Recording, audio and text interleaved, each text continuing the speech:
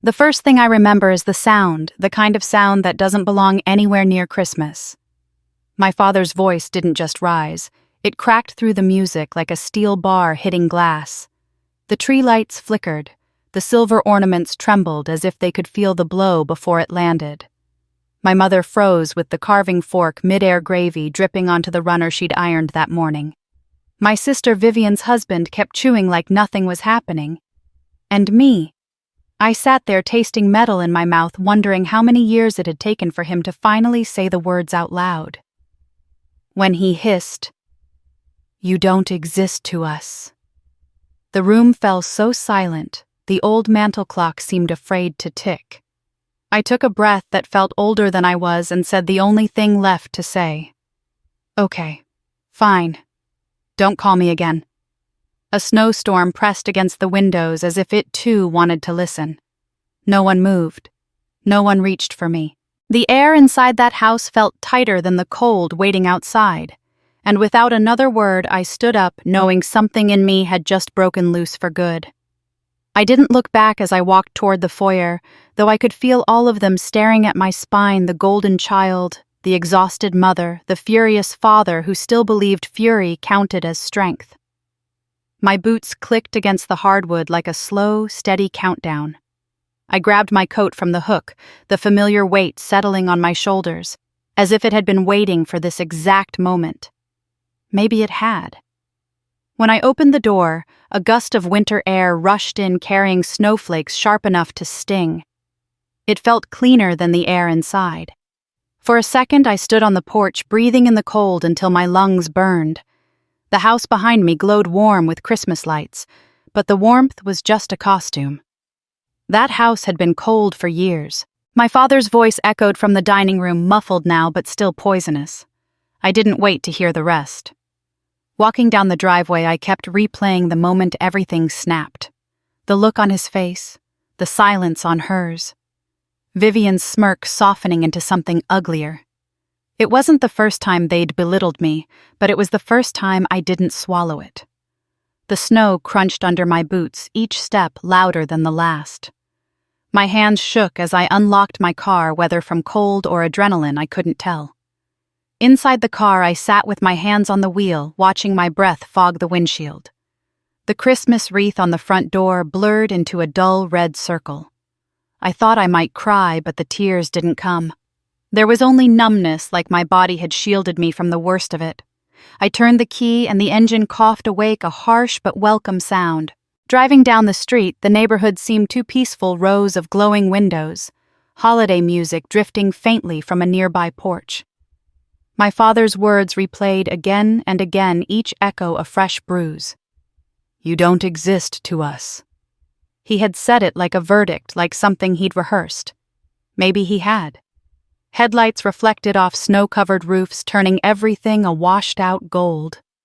I gripped the steering wheel until my fingers ached, trying to breathe past the tightness in my chest. I had spent so many years trying to be small enough to survive in that house, useful enough to earn a sliver of his approval, quiet enough not to disrupt the legend he built around Vivian. But nothing had ever been enough. Not my straight A's, not my job at the special needs center, not the $10,000 a month I sent for 3 straight years to keep the family afloat. He didn't know about the money. He never knew. Mom begged me not to tell him, said his pride couldn't survive the truth that his youngest daughter, not his golden one, not the son-in-law who pretended to run the business, was the one keeping the roof over their heads. I protected that pride until it choked me. Maybe that's why I didn't turn back. Not even when my phone buzzed in the console. I didn't look down. I just kept driving through the falling snow, each flake a tiny reminder that there was a world outside that house, outside their expectations, outside the weight I'd been carrying alone. A red light forced me to stop. The silence inside the car pressed in around me, thick and heavy. I stared ahead, the traffic light glowing like a single quiet witness. I thought of my kids at the center Ben with his blue truck, Maya counting sounds on her fingers. Noah humming Christmas songs off-key. They looked at me with trust my own family had never shown. Maybe that was why the sting hurt less than it should have. Maybe I'd already built a different kind of life without realizing it. When the light changed, I drove on, letting the road guide me away from what I'd lost, or what I'd finally stopped pretending I had. Snowflakes caught in my headlights like brief sparks before disappearing. For the first time all night, my breath slowed. My shoulders dropped. And somewhere between my parents' street and the city limits, an unexpected thought drifted in, fragile but real. Maybe the night wasn't breaking me. Maybe it was setting me free. Snow was still falling by the time I reached the edge of the neighborhood, soft at first, and then heavier, like the sky couldn't decide whether to bury the night or wash it clean. I kept driving, hands clenched around the wheel, the heater blowing hard enough to sting my cheeks. The Christmas station on the radio had slipped into some cheerful song about peace on earth. I almost laughed at the timing. Peace had never lived in the Ellison house, not for me, not for a long time. A street lamp cast a sudden flash of gold across the hood of my car, and for a moment I saw my reflection in the windshield, wide-eyed, pale, breathing fast. Not broken, not yet. Just stunned. Shock has a way of making everything feel far away, like your life has slipped 3 inches to the left, and you're watching it happen through glass. I kept replaying his words, the way he leaned forward across the table, jaw-tight hatred sharp in his tone. "You don't exist to us." The words felt older than the argument, like something he'd been holding back for years. I remembered the way my mother looked down at her lap instead of at me. The way Vivian tilted her head, satisfied in the way only a person loved too loudly can be. I shouldn't have been surprised. They had always praised her for simply showing up and told me I should be grateful to have a seat at the table, even when the table was paid for with my money. The roads were slick with slush by the time I turned onto Powell, my wipers fighting to keep up with the steady fall. I loosened my grip on the wheel, only slightly trying to breathe normally. My apartment wasn't far now. A few more lights, a few more blocks, and I could collapse into the silence without having to justify why. My phone buzzed again from the console. I didn't look. I couldn't. I knew exactly who it was. Mom would be frantic, probably whispering so Dad wouldn't hear. Vivian would be typing with her perfectly manicured nails, furious that her spotlight had been ruined by my existence. And Dad, well, he'd said enough.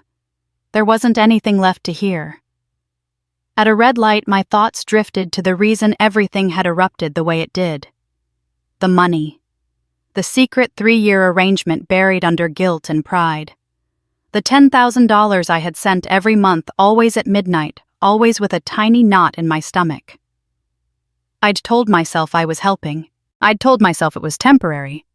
But temporary has a way of turning into permanent when your family mistakes love for obligation.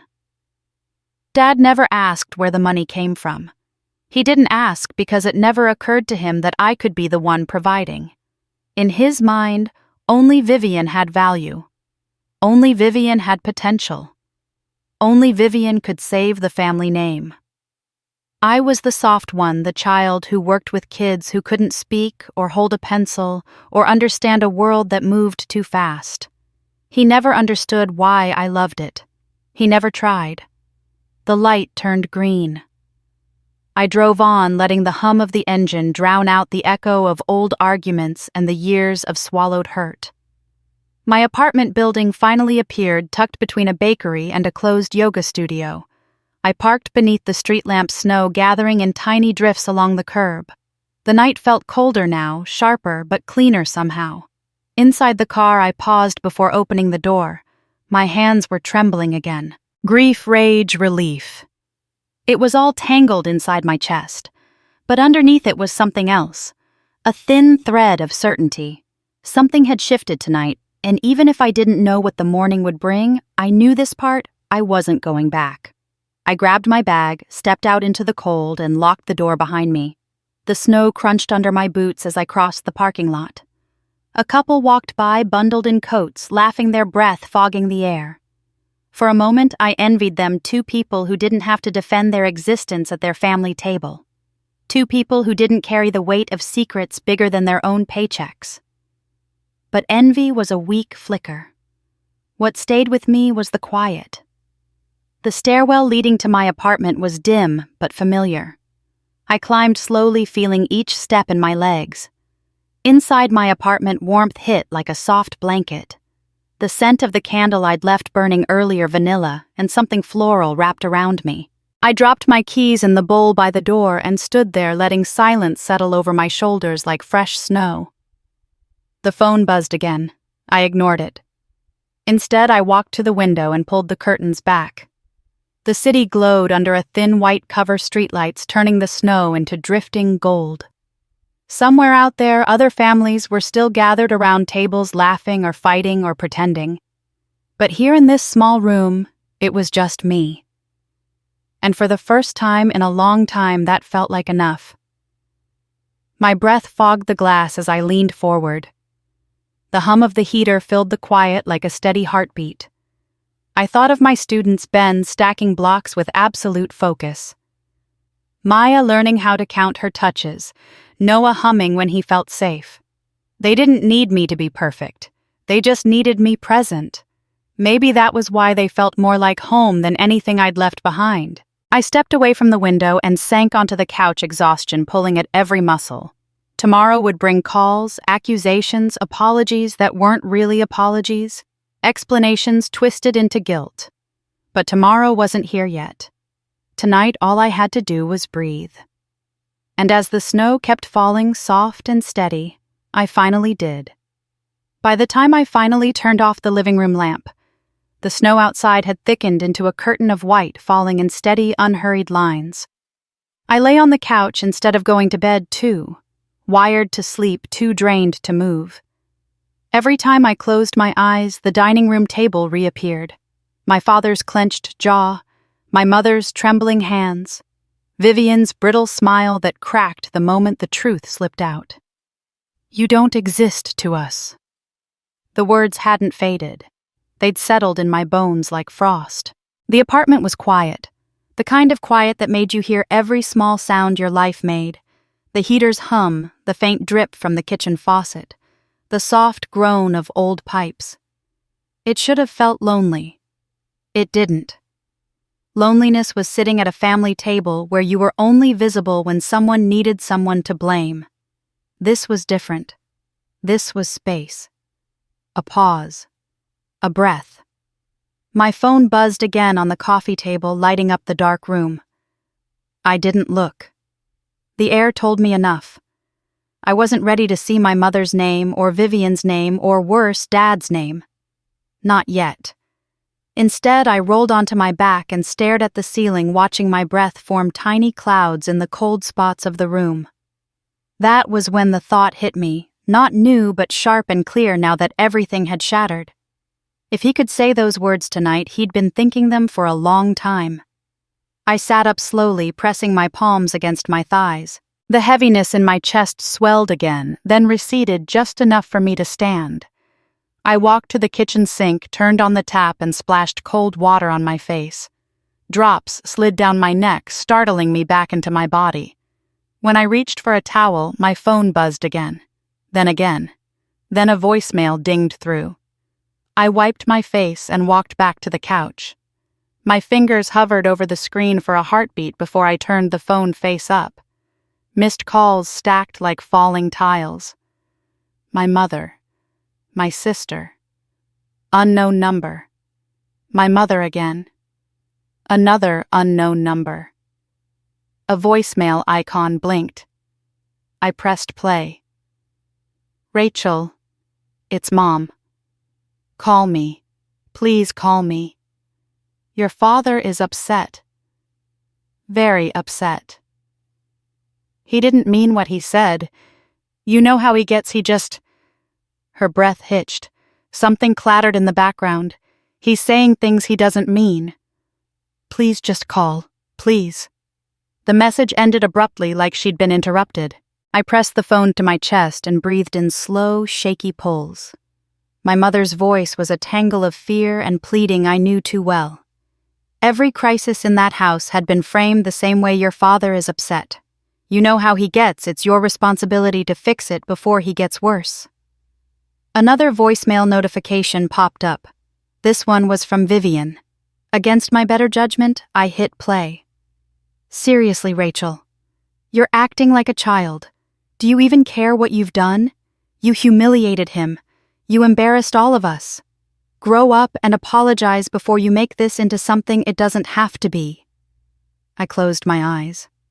Vivian's voice had always been a sharpened version of my father's polished pretty, but cut from the same stone. I put the phone face down again. A gust of wind rattled the window. Outside, flakes danced in the streetlights, drifting sideways as the storm picked up speed. I tugged the blanket tighter around my shoulders. My mind drifted back to the moment everything snapped, the way Dad's eyes burned at me, the way the vein in his neck pulsed. He'd been angry for years. Tonight was just the first time he'd said the quiet part out loud. The heater clicked on warm air, pressing into the cold pockets of the room. My jaw ached from clenching. I let my head fall back against the couch cushion. I tried to picture the little faces waiting for me back at the center. Ben fumbling with his toy truck, Maya practicing her finger taps, Noah humming carols out of key. In their world, silence didn't mean punishment. It meant space to breathe, space to try again, space to simply be. I needed that kind of silence now. The phone buzzed again. Another number I didn't recognize. I let it ring. But when it buzzed a second time, then a third something cold crawled up my spine. This time when the voicemail icon appeared, I didn't wait. I pressed play. At first I heard only static, then breathing, then a voice I didn't immediately recognize. "You need to stop." A pause. "Don't dig up what isn't yours." My blood chilled. I replayed the message, heart thudding in uneven beats. The voice was distorted, deliberate. Not a scam, not an accident. A warning. But from who? From what I hadn't accused them of anything. I hadn't told anyone about the hospital paperwork I found in the cabinet the last time I visited. I hadn't asked questions about the missing mortgage statements. I hadn't looked into the rumors I'd overheard last Thanksgiving, the ones about the business barely holding on.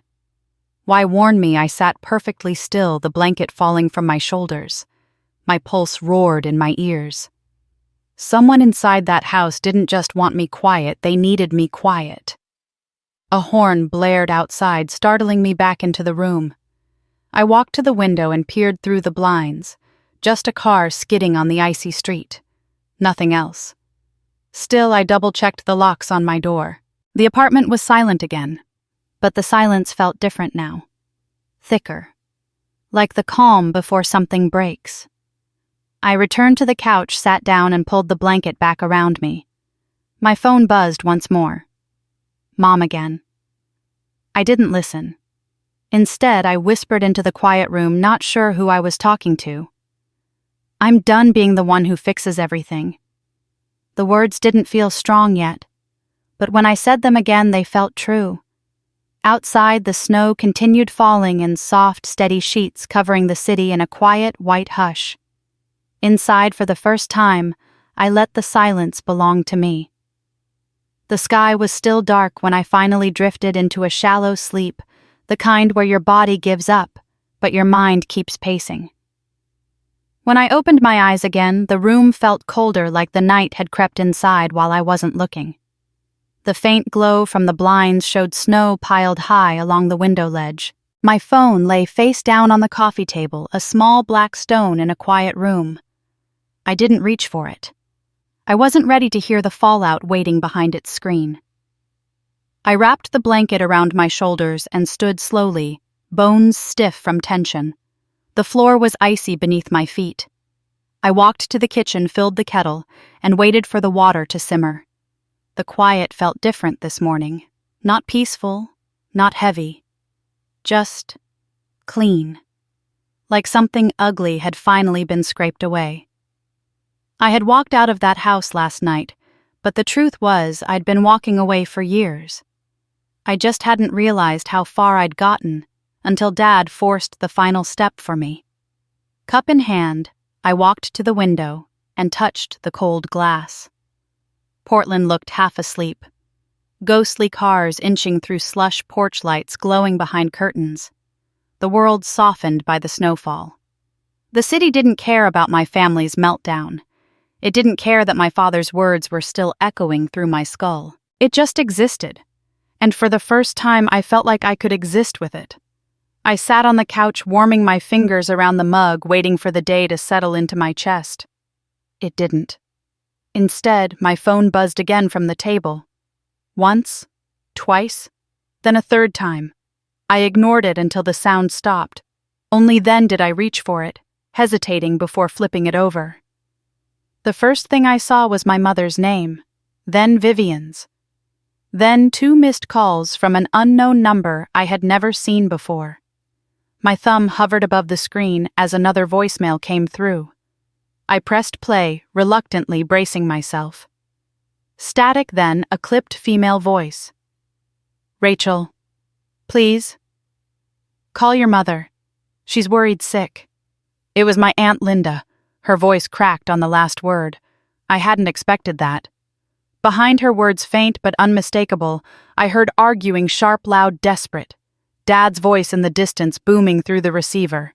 I could make out only fragments her fault in not paying and embarrassed me before the message cut off. My blood went cold. The house sounded worse than last night. I pressed the phone to my forehead, breathing through the rising panic. Last night had been volcanic, but this was something else. Something unraveling. The phone buzzed again with a text. This one from my mother. Her words came in short, broken pieces. "Your father is upset. Please don't make it worse. He says you went behind his back. Please, call me. Please." I didn't call. I set the phone aside and tried to breathe. But something tugged at the edges of my memory. Something about the way Dad had slammed his hand on the table last night, the papers in his fist, the panic beneath the anger. For a man like him, fear always hid under rage. And last night he had looked afraid. The kettle clicked off behind me. I stood, poured more hot water into my mug, and tried not to think too hard. But the images kept pushing through. Mom whispering at Thanksgiving, "If he ever finds out, it'll break him." Vivian snapping at me last Christmas. "Just keep quiet for once." Grant avoiding my eyes every time money came up in conversation. The forged discharge form I saw in the cabinet last month, Vivian's signature written in a handwriting that didn't look like hers. The lie wasn't just the mortgage. It never was. My chest tightened as I sat back down. Snow tapped lightly against the window like someone knocking softly to be let in. My phone buzzed once more. This time I looked. It was a text from an unknown number. "Stop digging." My mouth went dry. I read it again. There were no typos, no emojis, nothing sloppy or emotional. Just 2 words. Clean, precise, threatening. For a long moment, I didn't move. My mind spun through possibilities. Vivian. No, she'd be dramatic, verbose. Mom, never. Grant, maybe. Someone from Ellison and Sons. Someone who knew exactly how close their house of cards was to collapsing. I set the phone down carefully, as if it might burn through the table. The apartment felt smaller now. The walls closer, the quiet sharper. I wrapped my blanket tight and stared at the rising steam from my mug. It swirled in slow loops, delicate and restless. My door was locked, my curtains drawn, my apartment warm and safe. But I felt a creeping edge of danger anyway, not the physical kind, but the kind that slips through cracks built from years of secrets and silence and expectations I never agreed to carry. I closed my eyes and breathed out slowly. I wasn't going back to that house. I wasn't calling to apologize. I wasn't stepping into the role they had carved out for me. All I wanted was distance, space, a life untouched by the chaos they needed to survive in. But someone in that house didn't want distance. They wanted compliance. I opened my eyes, stared at the snow-covered street outside, and whispered to the empty room, "I'm not afraid of you anymore." The words felt fragile, but they were mine. I took a long sip of tea, let the warmth steady my hands, and made a quiet promise to myself. Whatever came next, whatever storm they tried to drag me into, I wouldn't let them pull me under again. The snow fell harder. The day brightened slowly, and for the first time in years I felt something like resolve settling into my bones. The morning settled into a muted gray, the kind of color that makes every sound feel softer, even the ones that should rattle you. I sat at the kitchen table with my hands wrapped around a mug of coffee that had already gone lukewarm. Sleep hadn't come, not really. My mind had stayed tangled in Dad's words in the voicemail from Aunt Linda in the anonymous text that read like a warning. The snow outside had slowed to a gentle drift, flakes floating like they had nowhere urgent to land. I wished I felt the same. I finally gathered myself enough to shower, letting the hot water steam the mirror until my reflection blurred. When I stepped out and wiped a circle clear, I stared at the tired eyes looking back at me. They didn't look broken. They didn't look weak. They looked done. Done with the shouting, the secrets, the heavy, invisible roles I'd been playing for years. Done with pretending I didn't see what was right in front of me. I pulled on a sweater, grabbed my bag, and stepped out into the morning air. Snow crunched under my boots as I crossed the parking lot. My breath came in white clouds. The heater in my car groaned awake when I started it blowing cold air at first, then slowly warming as I began driving toward the city. I wasn't sure where I was going, just that staying still felt impossible. The roads were slick, forcing me to move slowly. Christmas lights still clung to porches and storefronts, glowing soft against the white. As I eased to a stop at a red light, my phone buzzed in the console. I glanced down just long enough to see a name I didn't expect. Unknown caller. Not again. I let it ring. When the voicemail notification chimed a moment later, I left it unopened. My pulse thudded against my ribs. Too many unknowns in one night, too many shadows whispering from behind screens. I wasn't ready to hear more. I turned on a side street, letting the car roll past rows of snow-covered roofs. As the quiet settled around me again, memories began rising without permission. The first time Mom asked for money. The way her voice cracked when she said they were just behind a little. The way I'd transferred $10,000 without thinking twice. The way she begged me not to tell Dad. Then the second time. The third. The 20th. 3 years of midnight transfers. 3 years of swallowing resentment like medicine. 3 years of letting them believe the myth that Vivian and Grant were keeping the family afloat. 3 years of being accepted only when invisible. The snowflakes blurred across the windshield. My throat tightened. Why had I done it? Love guilt. A desperate need for approval from a man who wouldn't know what love was if it stood in front of him with a name tag. The light turned green. I drove on. My phone buzzed again as I turned into the parking lot of my apartment complex. This time I forced myself to look. A voicemail from Mom. A text from Vivian. And then another message from the same unknown number. I swallowed as I opened the text. Stop while you can. My breath caught. I stared at the words, trying to decide if this was a threat or a plea, or both. My fingers hovered above the screen, but I didn't reply. Not yet. Not without understanding what they were trying to keep me from seeing.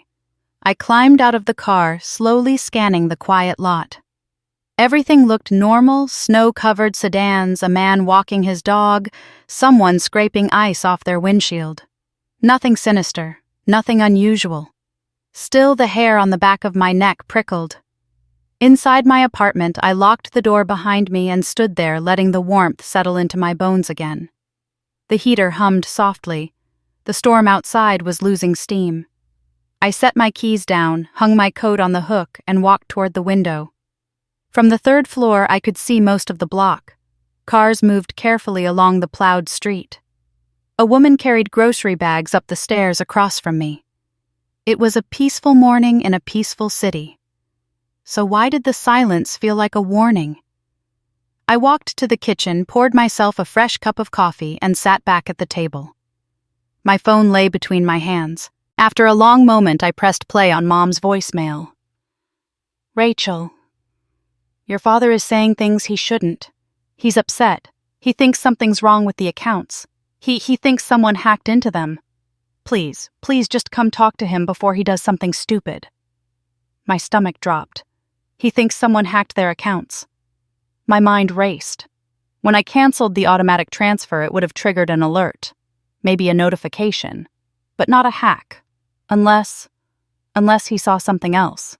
And if Dad's pride was bruised by the truth that I'd stopped paying, his temper would be volcanic. But this wasn't just temper. This sounded like panic. Panic meant there was more beneath the surface, something they didn't want me to know. As if to confirm it, another message popped up, a text from Vivian. "You need to undo whatever you did. You're making this worse.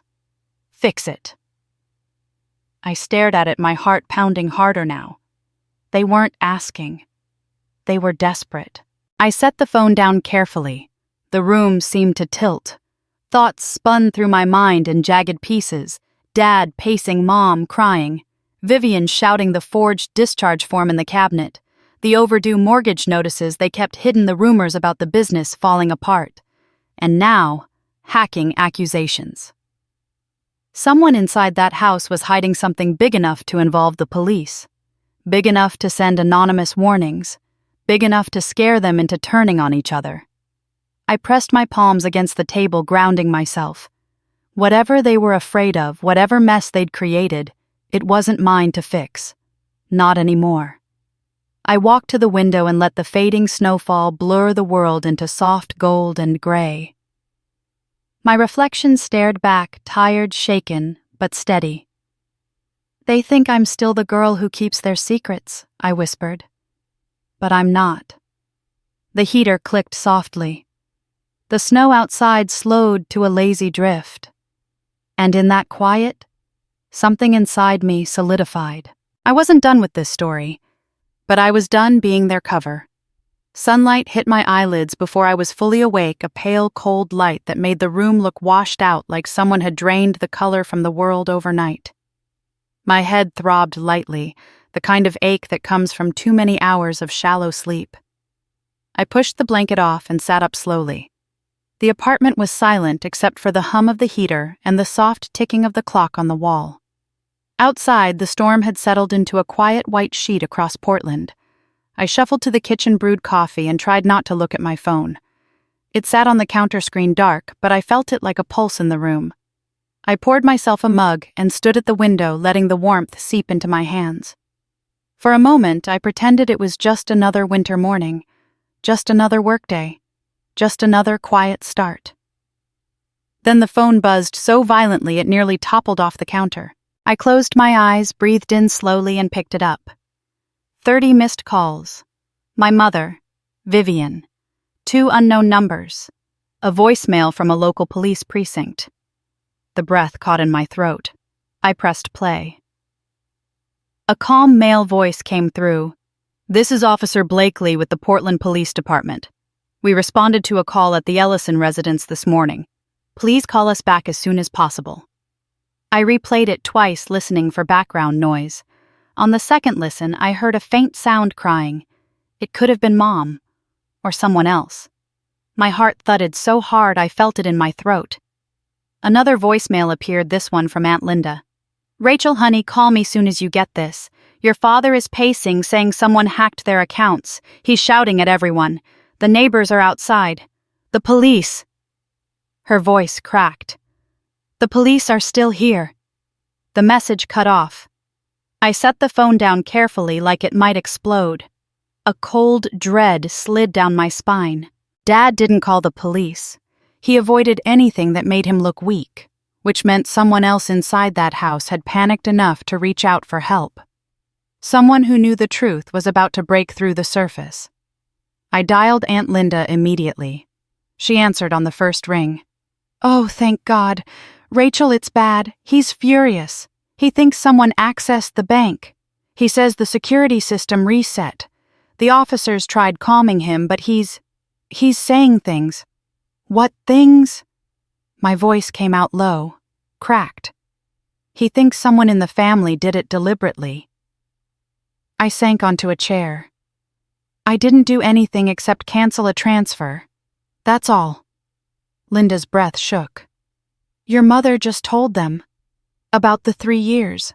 The 10,000 every month. She said it in front of everyone. In front of the officers. The room around me tilted.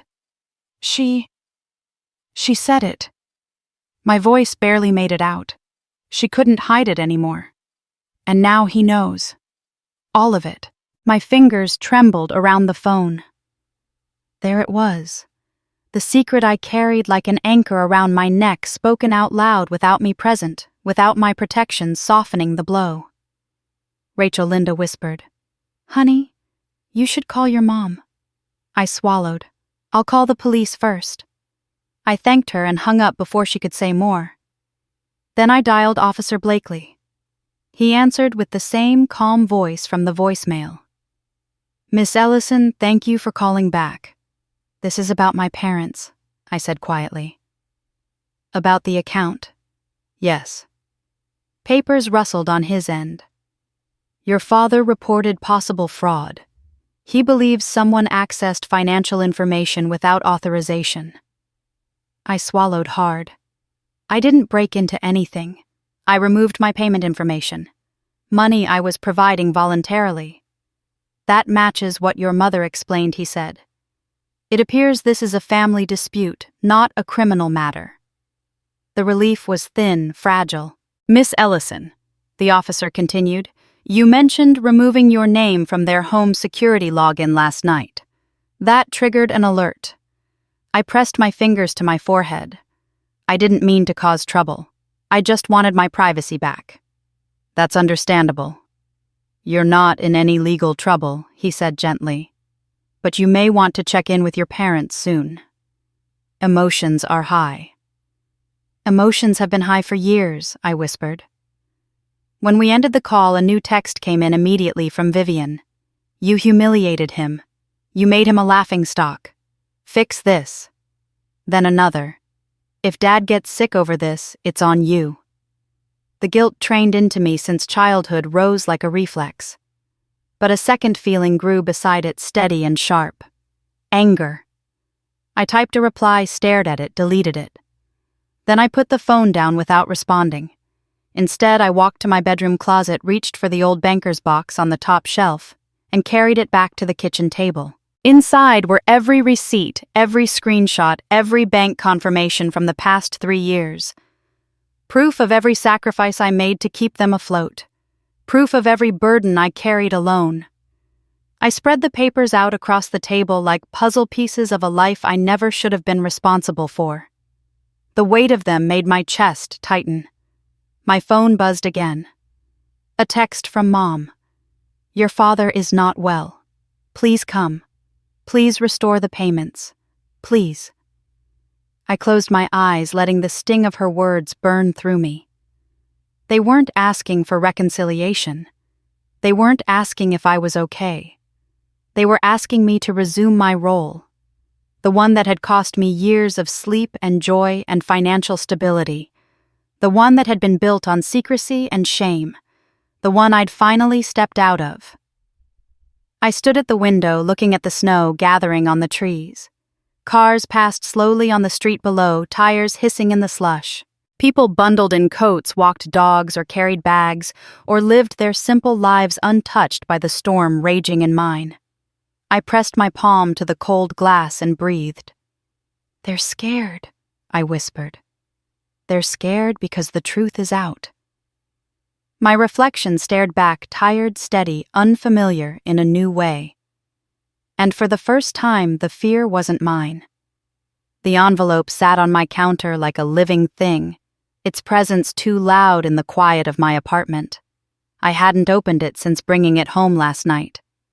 Each time I passed by, my eyes flicked toward it, my stomach tightening as though bracing for impact. It didn't matter that it was only a thin slip of paper inside. It felt heavier than any threat my father had thrown at me in that dining room. By mid-morning, the snow outside had turned to a cold drizzle, streaking the window with thin gray lines. Portland had a way of making every winter morning look like a watercolor half washed away. I poured myself coffee, knowing I wouldn't finish it, and drifted toward the counter again. The envelope lay exactly where I'd left it. Final gift. Those two words stared back at me in my own handwriting, and for a second I felt foolish, almost embarrassed. I had written them before everything imploded, before the shouting, before he told me I didn't exist to him. Before I realized that what I was offering wasn't a gift at all. It was a goodbye. I picked it up and slid my thumb under the flap. The paper inside was smooth, the ink sharp, my own handwriting steady. $10,000. The last time I would ever sign my name to a check for them. I pressed the fold flat with my palm, letting the finality settle over me like a cold wash of air. My phone buzzed across the kitchen counter. I flinched at the sound, then reluctantly reached for it. A text from Aunt Linda appeared. Your mom is calmer today. Your dad, less so. He's quiet. Too quiet. I sat down slowly, the envelope still in my hand. Quiet from him was never peace, it was pressure building beneath a surface. Pressure that always eventually found a place to explode. Before I could respond, another message came through. Rachel, honey, he's asking where you are. I inhaled sharply. Not how she is not, is she safe, but where she is. The kind of question that wasn't softened by worry. I typed back a single line. I need space right now. I turned my phone face down again and opened my laptop. Work should have been a distraction, something to keep my hands busy, and my mind out of the past, but even the colorful visuals for my kids at the learning center felt hollow today. I clicked through files, but the words blurred the explanations of sensory tools and intervention plans, falling flat beneath the steady hum of tension tightening my ribs. A soft knock sounded on my door. I froze. For a second, I thought I imagined it. No one just showed up at my place unannounced. Not here. The knock came again. I crossed the living room, quietly peeking through the peephole. My breath caught in my chest. It wasn't my father. It wasn't my mother. It wasn't Vivian. It was Eric from the center. He stood in the hallway with a paper bag in his hands, his hair damp from the drizzle, wearing his usual gray scarf looped crookedly around his neck. He looked unsure, like someone who wasn't sure if they were welcome. I opened the door halfway. Hey, everything okay? He lifted the bag. Brought you some soup. You sounded off yesterday, and you didn't answer my last message. I blinked, surprised by the warmth that rose unexpectedly in my chest. Sorry. It's been a weird couple of days. Yeah, he said gently, stepping inside when I motioned him in. I kind of figured. He set the bag on the counter and looked around. Not judging, not searching, just looking. His eyes landed on the envelope in my hand. Bad morning, he asked quietly. Bad year, I said, laughing without humor. Bad decade, if I'm being honest. He leaned against the counter, arms crossed lightly. Want to talk about it? I opened my mouth, closed it. I'd spent years locking everything inside, organizing my pain into neat drawers labeled later. But something about the silence of the morning, the weight of the envelope, and the gentleness in his voice made the words slip out before I could stop them. My dad told me I don't exist to him anymore. Eric didn't flinch, didn't pity me. His expression softened, but not in the embarrassed, uncomfortable way people often react to pain. He just nodded like someone acknowledging a truth they already sensed. That must have hurt, he said simply. A small breath escaped me, shaky, unsteady. Yeah, more than I want to admit. He stepped closer just enough that I felt the warmth from his scarf. Rachel, you don't have to carry that alone. A laugh escaped me, short and sharp. I've been carrying it alone my whole life. He didn't respond right away. Instead, he reached into the bag and pulled out a small container. Eat, he said gently. You look like you've been living on caffeine and adrenaline for 48 hours. I accepted the soup not because I was hungry, but because the simple act of being cared for startled something soft awake inside me. He glanced again at the envelope. Is that from them? No, I said quietly. It's from me. Or it was. His eyes lingered on me for a moment, thoughtful. You're allowed to walk away, you know. I swallowed. I know. I think I finally did. Good, he said. Sometimes the only way to survive a toxic family is to stop letting them write the story. The truth of his words hit me so hard I had to look away. He stayed for another 15 minutes, long enough for me to eat half the soup and breathe normally again. Then he left with a gentle promise to check in later. When the door closed behind him, the apartment felt different. Not lighter, not fixed, but less lonely. I looked at the envelope again. Final gift. I folded it once, tucked it into the back of a drawer, and closed it.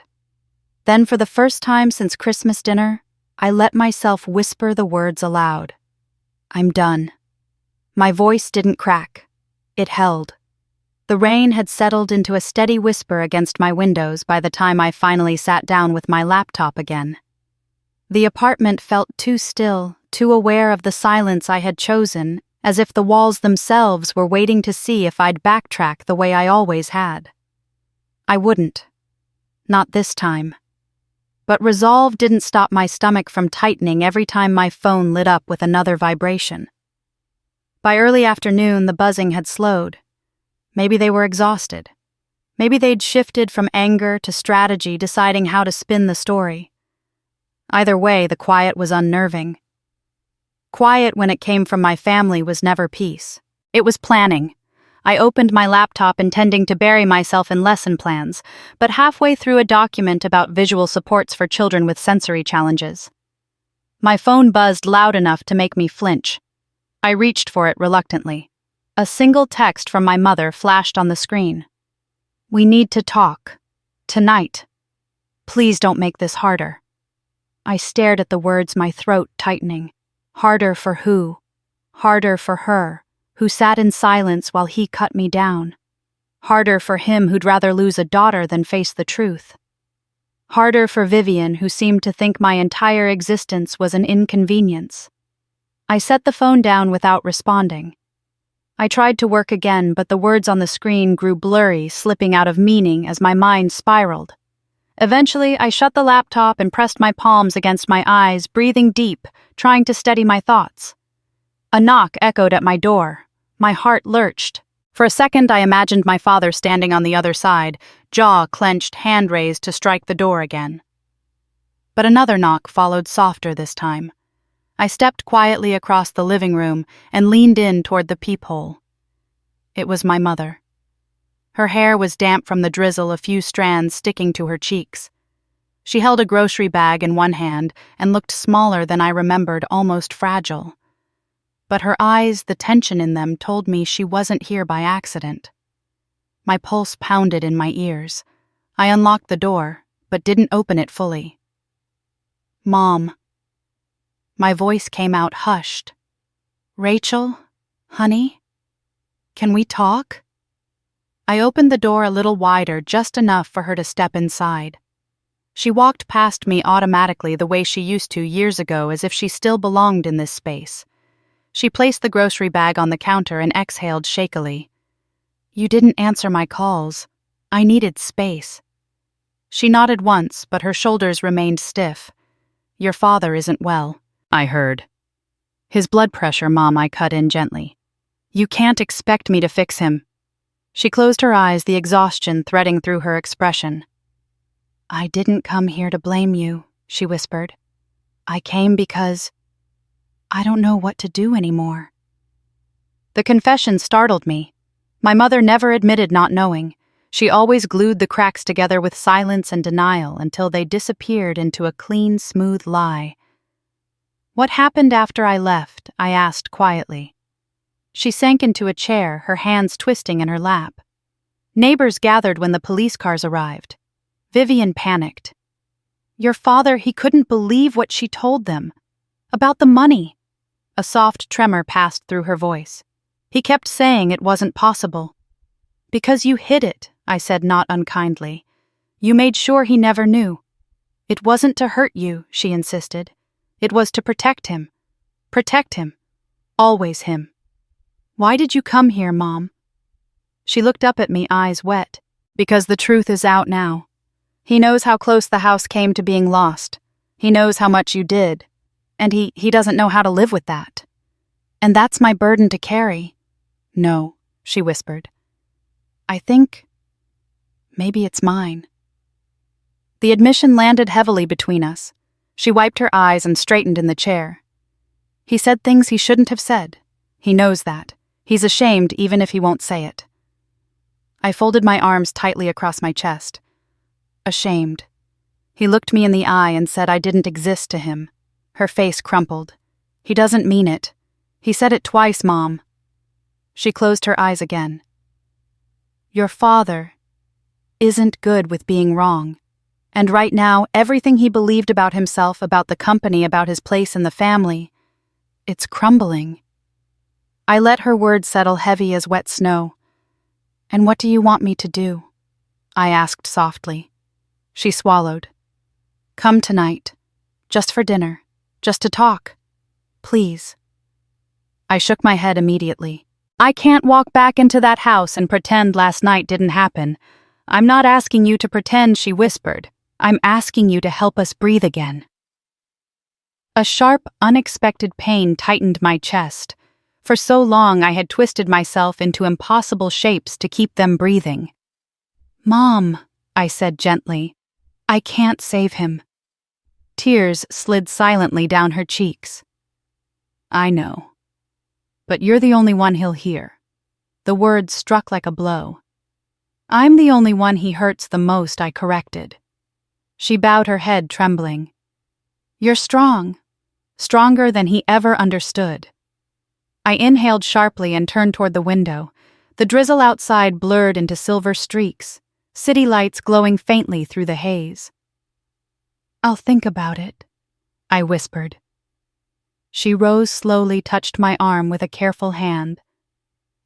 Thank you. As I walked her to the door, she hesitated. Rachel, whatever happens next, I want you to know I see you. I always have. Even when I didn't know how to say it, I didn't answer. I couldn't. She stepped into the hallway and left the faint scent of her perfume lingering behind her. When the door clicked shut, I pressed my palms flat against it and exhaled shakily. The apartment felt both too empty and too crowded at once. Dinner. With them. Tonight.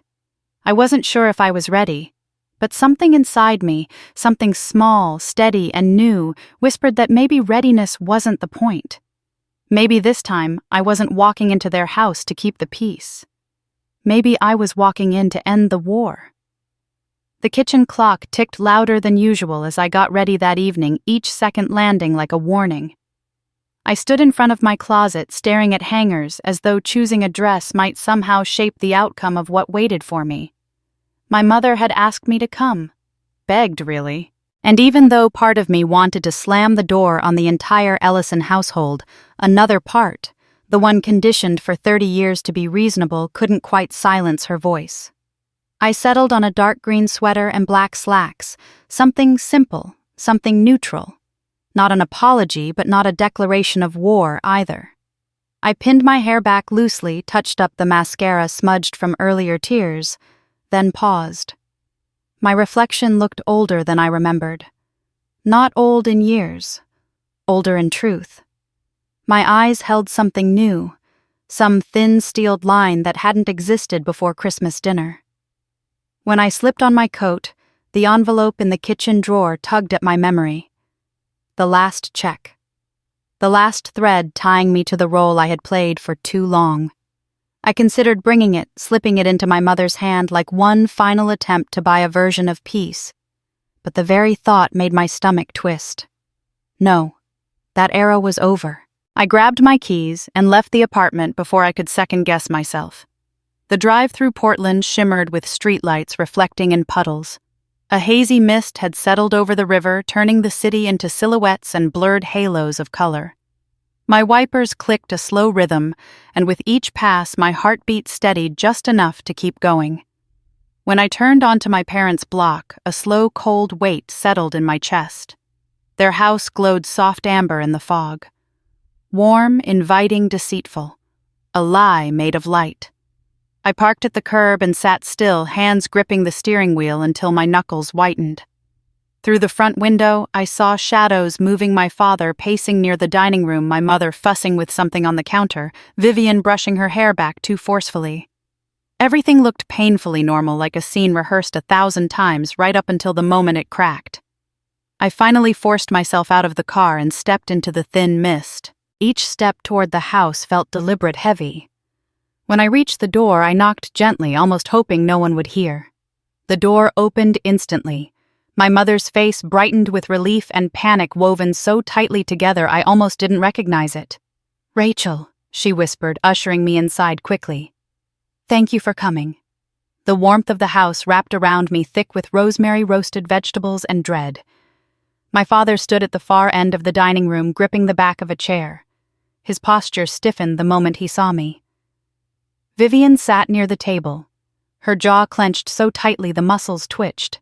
She didn't look at me. I stood there, coat still on pulse, roaring in my ears. Dad broke the silence first. "You're late." A familiar spark of defiance rose in me, but this time it wasn't tangled with guilt. It was clean, sharp. "It's not a performance, Dad," I said quietly. "I'm here." "That's enough." His lip twitched. "We'll see." My mother stepped between us, her voice thin but steady. "Why don't we all sit? Dinner's ready." We took our seats slowly, the ritual painfully familiar: Dad at the head of the table, Mom to his right, Vivian across from her. I sat at the far end, the place that always seemed reserved for the person easiest to overlook. Mom passed the breadbasket with shaking hands. Vivian avoided my eyes, slicing her potatoes with unnecessary force. Dad exhaled heavily through his nose, the way he always did before launching into a lecture. I braced myself. He didn't disappoint. "I spoke to a lawyer today," he said, tone deliberate. "About what you did." My spine stiffened. "What I did was stop paying your bills." He slammed his hand onto the table hard enough that the silverware clattered. Mom gasped. Vivian jumped. "Don't speak to me like that," he hissed. "You made a fool out of me. You humiliated this family. You threw us to the vultures." I held his gaze, refusing to shrink. "I didn't humiliate anyone. I told the truth." "You had no right," he shouted. "Then why did it take so little to break the lie?" I shot back. A stunned silence filled the room, like the oxygen had been sucked out. Vivian finally spoke, her voice small but sharp. "You should have kept this quiet. We could have figured something out." "I did keep it quiet," I said, turning toward her. 3 years, 36 transfers, 120,000 a year. Quiet. Her mouth snapped shut, eyes flashing. Mom dabbed her eyes with a napkin. "Please, can we not do this here?" Dad leaned back in his chair, seething. "You think you're better than us because you write checks, because you spend your days coloring with those—" "Don't finish that sentence," I said, my voice like steel. "Don't you dare." His nostrils flared. The clock on the wall ticked twice. Mom's breath hitched. Vivian's fork slipped from her hand. I stood slowly, palms flat against the table. "You invited me here to talk," I said softly. "So here it is. I'm done being the quiet one. I'm done being the fixer.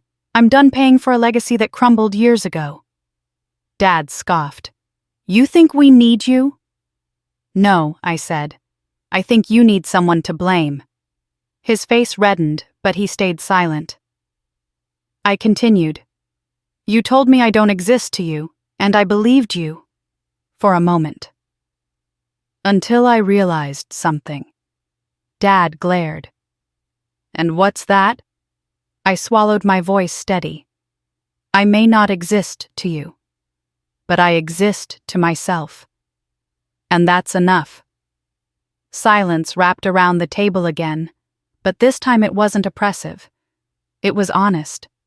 My mother reached toward me with trembling fingers. "Rachel." I stepped back gently, just out of reach. "I love you, Mom," I said softly. "But I can't keep setting myself on fire to keep this house warm." She let her hand fall slowly, heartbreak clouding her expression. Vivian finally whispered, "So, what? Now?" I breathed in slowly. "Now I heal. And you handle your own lives." Dad barked a bitter laugh. "Fine, walk out. Don't come back." I nodded.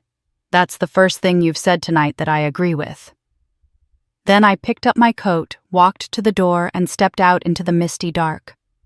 The cold air hit my face like clarity. For the first time in years, I didn't look back. Snow had begun to fall again by the time my car crawled through the final stretch back to my apartment, thin flakes drifting like quiet confessions across the windshield.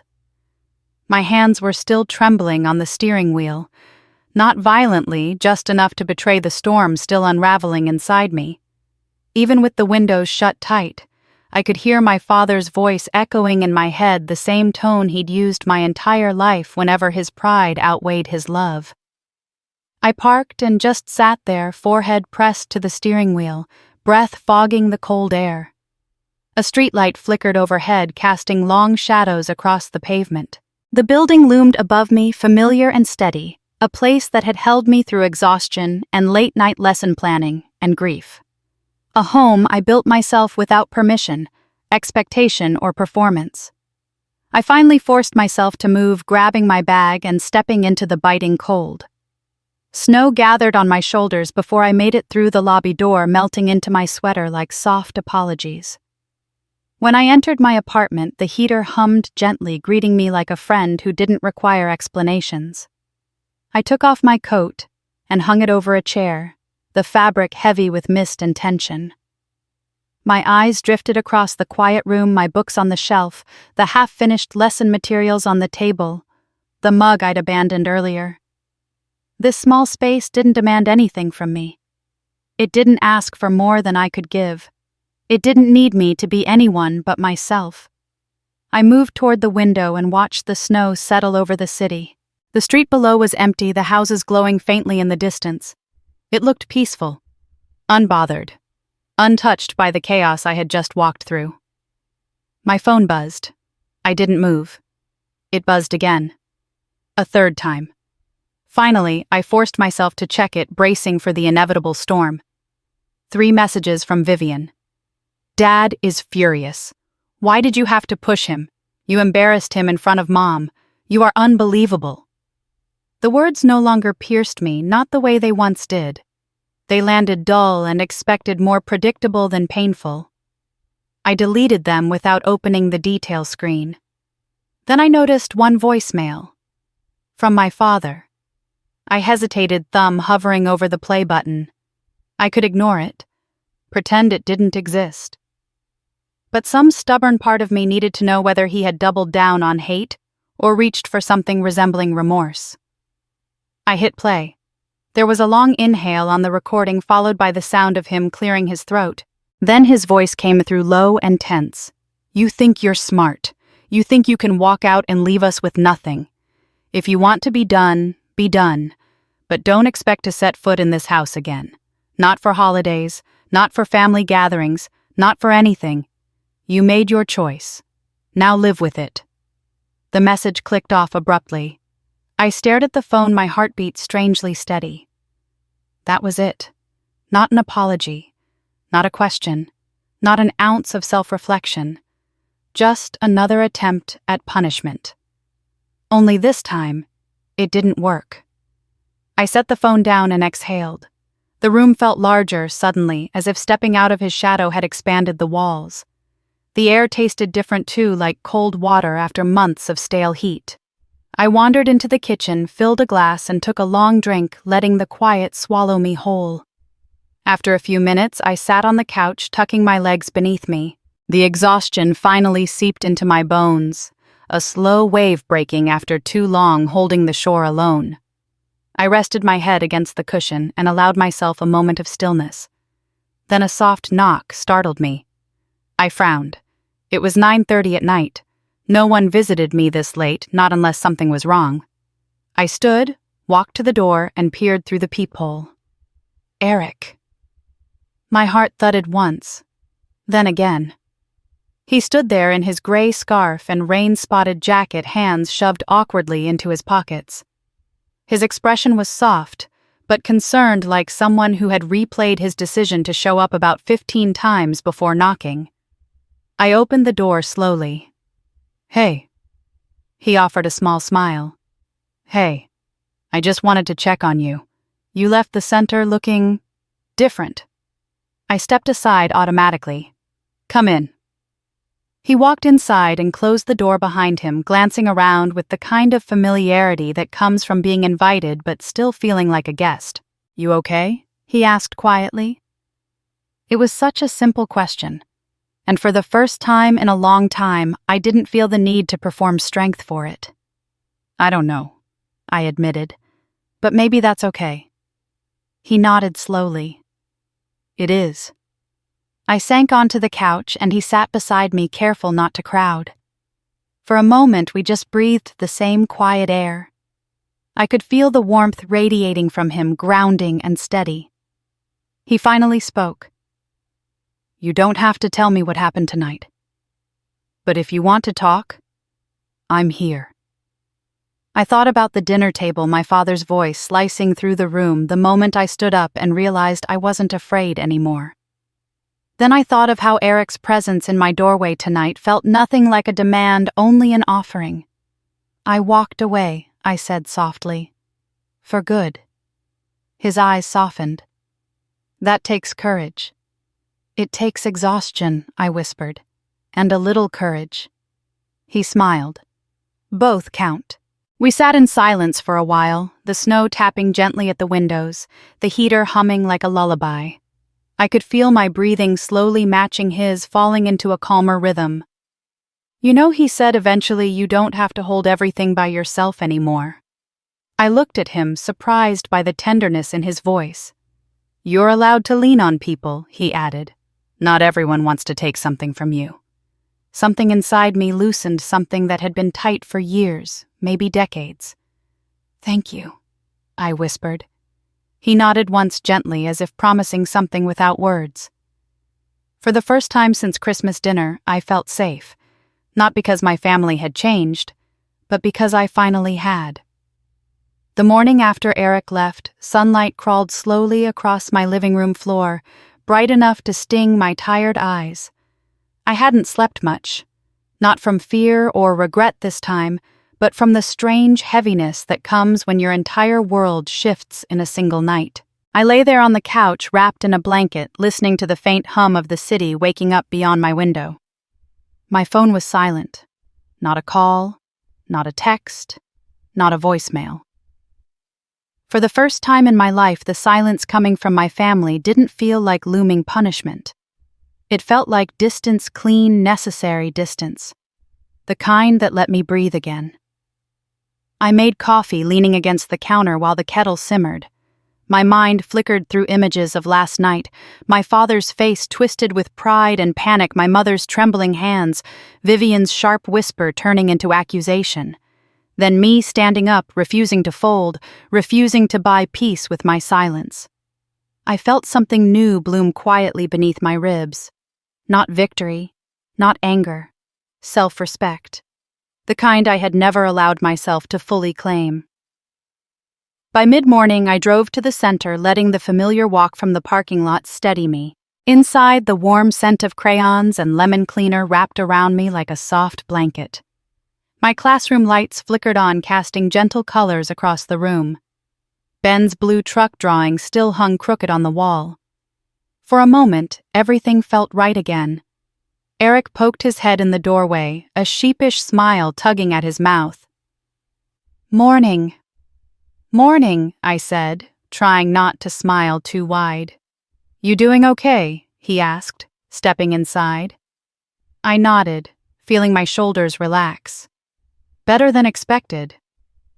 "Good," he said. "Let me know if you need help with anything today." "I mean that."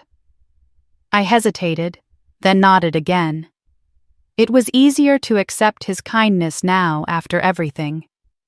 Easier to believe it wasn't transactional. The day moved gently, slow, steady, normal. Kids layered stickers on construction paper, argued over crayons, practiced new sounds. Their small victories pulled me out of my head, grounding me in the present in a way nothing else could. Around lunchtime, my phone buzzed in my pocket. One new message, from Aunt Linda. "Your parents' house is quiet today. He asked about you." Not angrily, just asked. I swallowed reading the message again. My father asking had always been a disguised demand, but Linda's wording felt different. I typed a brief reply. "Thanks for letting me know," and slipped the phone away. That afternoon, during nap time, I sat at my small desk reviewing progress charts when an envelope slid under the classroom door. Not from the office. Personal. My name written across it in ink that looked strangely careful. I stood slowly, heart beating unevenly, and opened the door. No one was in the hallway. My hand shook a little as I picked up the envelope. Inside was a short note in my father's handwriting. I read it once, then twice. "Rachel, I don't know how to talk to you anymore. Everything is too loud when I try to speak. I said things I shouldn't have said. I don't expect you to come back. I just needed you to hear that I'm trying. Dad." The word sorry wasn't there, not even close. But something else was. A crack. A human crack in a man built out of stone. I sank into my chair, the paper trembling softly in my hands. I didn't know whether to cry or laugh or crumble entirely. Eric appeared in the doorway again. "Hey, someone just handed the front desk an envelope with your name on it." "Oh?" He saw the letter and his voice softened. "Is it from him?" "Yes," I whispered. He stepped closer, concern etched in his features. "Want to talk about it?" I shook my head. "Not yet. I don't even know what I feel." He didn't ask again. He just sat quietly in the chair opposite mine, giving me space without leaving me alone. It was a kind of presence I wasn't used to. A gentle one. Later, after class ended, I walked to my car slowly, the note tucked inside my coat pocket. The sky above Portland glowed pale blue, the last streaks of winter sunlight slipping behind the clouds. I leaned against the car door and let the cold air fill my lungs. My father was trying, whatever that meant. It wasn't forgiveness, or reconciliation, or healing. But it was something. A beginning. A question. A step I didn't know. What I did know was this. I wasn't stepping back into their narrative. If a bridge was going to be rebuilt, it would have to be on new ground, not the cracked foundation that had held our family together for too long. That evening, back in my apartment, I laid the letter on the table beside the untouched envelope labeled "Final Gift." Two symbols of two different versions of me. The girl who paid for peace. The woman who finally chose herself. I touched the edge of my father's note lightly, then let my hand fall away. When my phone buzzed again, I didn't rush to check it. I let it ring, then settle, then fade into quiet. I wasn't avoiding anything anymore. I was choosing. And sometimes choosing yourself is loud enough to echo through places you'd long thought unreachable. Even maybe through the walls of my father's pride. Snow had already melted into thin silver lines along the sidewalks by the time February turned to March, leaving behind a city waking slowly from winter. I felt the shift inside myself, too, like something frozen had begun to thaw quietly without fanfare. The days grew lighter, the morning air softer, and with each small change, the weight I'd been carrying loosened another invisible knot. At the center, the kids buzzed with new energy, the kind that made the hallways echo with laughter and tiny footsteps. In my classroom, sunlight stretched across the rug in bright stripes, warming the scattered blocks and sensory toys. Ben raced in wearing a jacket covered in dinosaur patches, waving a paper he'd colored for me, two blue trucks side by side. He pointed proudly at the larger one and said, "This one is you, Miss Rachel." His grin was so big it nearly swallowed the room. I pinned it to the board right above my desk. The rhythm of the days became a balm. I taught, I listened. I laughed when someone proudly pronounced a new sound. I stopped checking my phone every hour. I stopped shrinking every time I saw a Portland area code. Life didn't heal in a clean line, but in small circles, quiet moments of safety stitched together one by one. One Wednesday afternoon, as I walked to my car, I noticed my hands weren't shaking anymore. On Friday, Eric brought me coffee and stayed long enough to watch the kids rehearse their spring song. He laughed softly when one child belted the wrong line completely off key. He kept looking at me like he was waiting for permission to stay. I didn't send him away.